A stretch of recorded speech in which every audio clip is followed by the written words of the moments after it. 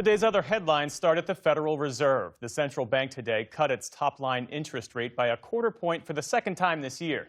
Speaking to reporters, Chair Jerome Powell said the long-running risk of higher inflation had to be balanced with signs of weakness in the job market. He said another cut this winter is not a guarantee. With downside risks to employment having increased in recent months, the balance of risks has shifted. A further reduction in the policy rate at the December meeting is not a foregone conclusion. Far from it. Adding to the uncertainty over the Fed's next meeting is a lack of economic data, with many reports affected by the ongoing government shutdown. President Trump is due to meet Chinese President Xi Jinping in South Korea in the coming hours on the last leg of his tour through the region. Before that, though, Mr. Trump attended the APEC summit today, where he touted progress on a framework trade deal with South Korea.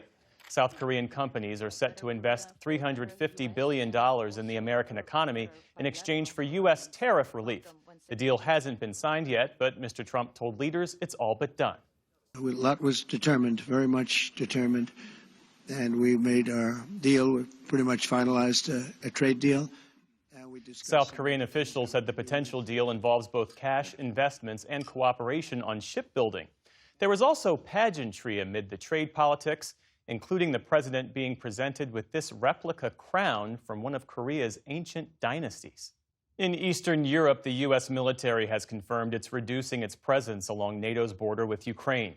The news was first announced by NATO member Romania, which signaled that about 700 U.S. troops would be pulled from Romania as part of Washington's broader shift toward the Indo-Pacific region. The U.S. Army Command in Europe insisted this is a positive sign of increased European capability and responsibility. But the Republican chairs of the House and Senate Armed Services Committees say they strongly oppose the decision, which, as they put it, sends the wrong signal to Russia. In the Middle East, the Israeli military carried out a targeted strike on northern Gaza today, even as Israel says its ceasefire with Hamas is still in place. The attack near Beit Lahia targeted areas where Israel says Hamas was storing weapons. Palestinian officials say at least 2 people were killed.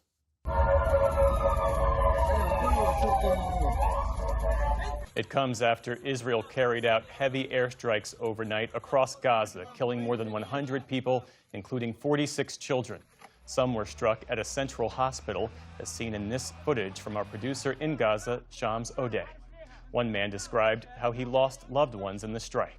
The women were killed while sleeping.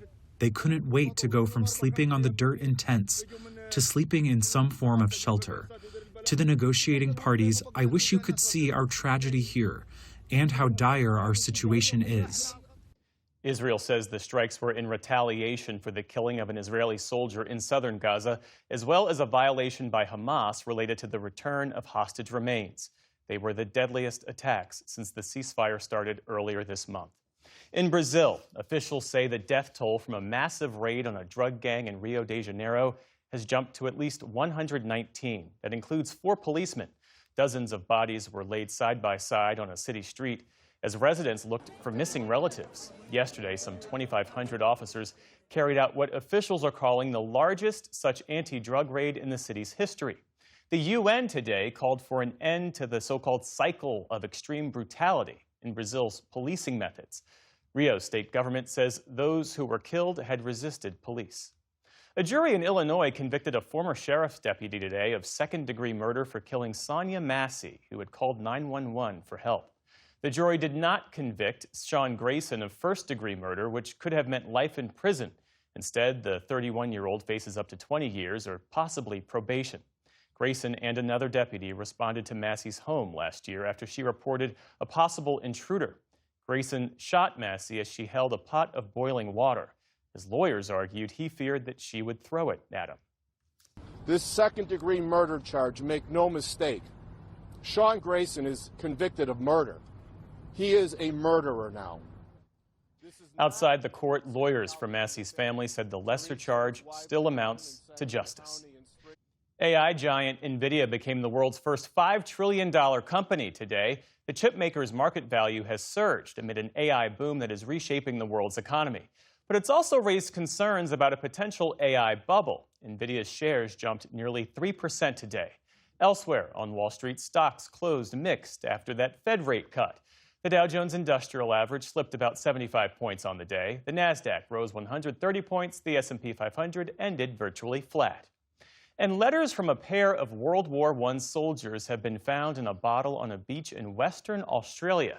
The men wrote them just days after departing for Europe back in 1916. Their words are still legible more than a century later. In one, Private Malcolm Nelville tells his mother that the food is real good so far, with the exception of one meal which we buried at sea. Another, from Private William Harley, wishes that the finder of his message, quote, be as well as we are at present. A local family came across the bottle as they were cleaning up the beach earlier this month.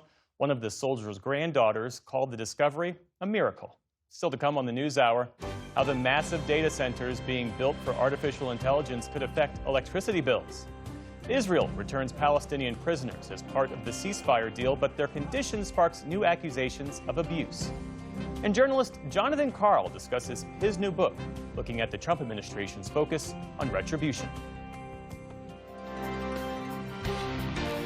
This is the PBS NewsHour from the David M. Rubenstein Studio at WETA in Washington, and in the West from the Walter Cronkite School of Journalism at Arizona State University.